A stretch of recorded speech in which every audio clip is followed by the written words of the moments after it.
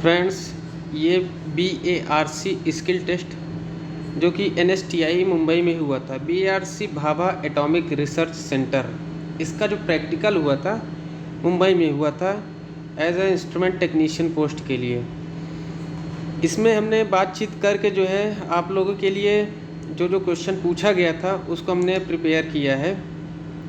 तो जिन बच्चों का वहाँ पे स्किल टेस्ट हुआ था उसका हमने जो है ये एनालिसिस किया, उनसे बातचीत करके उनसे क्या क्वेश्चन पूछा गया था उसको हमने नोट करके आप लोगों के लिए ये क्वेश्चन लाया हूँ। तो जैसा कि पहला क्वेश्चन है, ये IP कन्वर्टर के बारे में पूछा गया था स्किल टेस्ट में।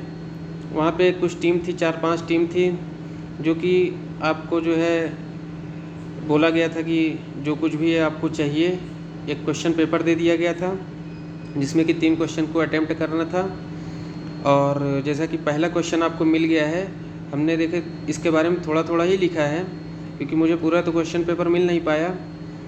तो IP कन्वर्टर के बारे में पूछा था, ये इंस्ट्रूमेंट का है। थर्मोकपल के बारे में पूछा था और प्रॉक्सिमिटी सेंसर के बारे में पूछा था। तो जैसा कि आप लोगों का कभी नेक्स्ट टाइम अगर ये प्रैक्टिकल हो तो एक डेमो के तौर पे आपको ये देखने को मिल जाएगा कि जो है ऐसा ऐसा क्वेश्चन पूछा गया था। और सब्जेक्टिव टाइप समझिए कि हुआ था। आपको जैसा कि एक कॉपी मिलेगी, उसमें आपको इसके बारे में पहले लिखना था।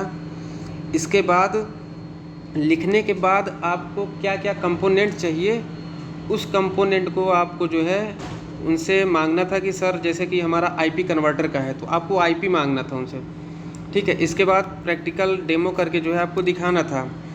जैसे आपने लिखा है कि हाँ सबसे पहले मैंने एक IP लिया, इसके बाद 420 मिली एम्प्स दिया जो है, ठीक है। पावर सप्लाई 420 मिली एम्प्स दिया मिली एम्पियर सोर्स से। उसके बाद 0.2 से 1 kg ये इसका ये कैसे परफॉर्मेंस कर रहा है, तो ये IP के बारे में हो गया। जैसे थर्मोकपल है तो उसका टेम्परेचर अलग अलग टेम्परेचर पे उसको मेज़र करके आप बता सकते थे थर्मोकपल में। प्रॉक्सिमिटी सेंसर है, या जैसे कि proximity sensor PNP, NPN, capacitive type, inductive type किस प्रकार का है, तो इसके बारे में जो कुछ भी उसमें एक्चुअल जो क्वेश्चन पेपर में आया था इसके बारे में आप लिख देते। लिखने के बाद उसका प्रैक्टिकल दिखा देते कि देखिए ये PNP है या NPN, PNP कैसे परफॉर्म कर रहा है, NPN कैसे परफॉर्म कर रहा है, ठीक है। तो ये आपका फर्स्ट शिफ्ट में केवल 3 क्वेश्चन पूछा गया था। अब ये सेकंड शिफ्ट के जो नए बच्चे आए थे दूसरे, उनसे क्या पूछा गया था, जैसा कि ये ट्रांसफार्मर है, ट्रांसफार्मर के बारे में आपको छोटा सा एक ट्रांसफार्मर मिलता, ठीक है। उसमें 230 वोल्ट जैसे दिया गया, आउटपुट उसका लेस आउटपुट प्राइमरी में और सेकेंडरी में आउटपुट दिखा के चेक करके बता देते कि हाँ इतना हमारा आउटपुट आ रहा है। इनपुट हमने 230 दिया, आउटपुट में 110 वोल्ट या जितने का है। इस प्रकार आपको ट्रांसफार्मर के बारे में लिखना था, लिख के आपको उसका प्रैक्टिकल करना था, ठीक है। डायोड VI कैरेक्टरिस्टिक्स, तो VI कैरेक्टरिस्टिक्स इसका तो थोड़ा सा बड़ा पड़ जाएगा, और अगर आप कमेंट में जिसको ज़रूरत रहेगी वो कमेंट करेगा। तो हमने इन सब प्रैक्टिकल को किया है, और मैं जब भी मुझे टाइम मिलता है, मगर कमेंट करने पे जब भी मुझे टाइम मिलेगा मैं इन सब प्रैक्टिकल को जो है जो हमने किया है उसको मैं अपने यूट्यूब चैनल पे जो है आप लोग के लिए प्रोवाइड कर दूँगा, ठीक है। तो जैसा कि ये डायोड VI कैरेक्टरिस्टिक्स के बारे में आपको डायोड लेके उसको सप्लाई दे के जिस प्रकार CRO में या जहाँ पे जैसे भी है आप दिखा सकते थे, इसके बारे में बता सकते थे, ठीक है। ये चार्ट रिकॉर्डर ऑब्जर्वेशन टेबल, ये जैसा कि उन्होंने बताया या ठीक से नहीं बता पाए थे, जैसा कि चार्ट रिकॉर्डर ऑब्जर्वेशन टेबल, ये चार्ट रिकॉर्डर क्या वहाँ पे जो है NSTA मुंबई में स्ट्रिप चार्ट रिकॉर्डर है, ठीक है। जैसा कि पहले जो है CRO नहीं था तो उसमें चार्ट रिकॉर्डर होता है, आप गूगल पे सर्च कर लेंगे तो आपको मिल जाएगा। तो उसका जो है किस प्रकार उसको हम फ्रीक्वेंसी जैसे कि अभी चल रहा है तो उसमें चार्ट रिकॉर्डर में पहले जो है इस प्रकार वो लोग करते थे। तो गूगल पे सर्च करेंगे, इसके बारे में पढ़ेंगे तो बहुत कुछ मिल जाएगा। तो जैसा कि मैं आपको बता रहा हूँ मुंबई में अगर आप लोगों का किसी भी ब्रांच का अगर स्किल टेस्ट हो रहा है तो आपको क्या क्या प्रिपरेशन करना पड़ेगा।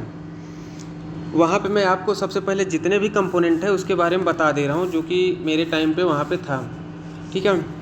हनीवेल की वहाँ पे PLC थी, ठीक है। हनीवेल की PLC थी, ट्रांसमीटर था, pressure, temperature, flow, level, RTD, thermocouple, ठीक है। जो इंस्ट्रूमेंट से रिलेटेड बता रहा हूँ। और रोटामीटर था, ठीक है। कई प्रकार के जो है लेवल ट्रांसमीटर थे, कैपेसिटिव टाइप भी था, रडार टाइप भी था वहाँ पे लेवल ट्रांसमीटर, और जो है टरबाइन फ्लो मीटर था, मैग्नेटिक फ्लो मीटर था, डीपी टाइप फ्लो मीटर था, ठीक है। यूकोगावा का वहाँ कंट्रोलर लगा है जो कि ट्रेनिंग के लिए जो वहाँ पे है, तो उसके इतना तो डीपली नहीं जाएंगे।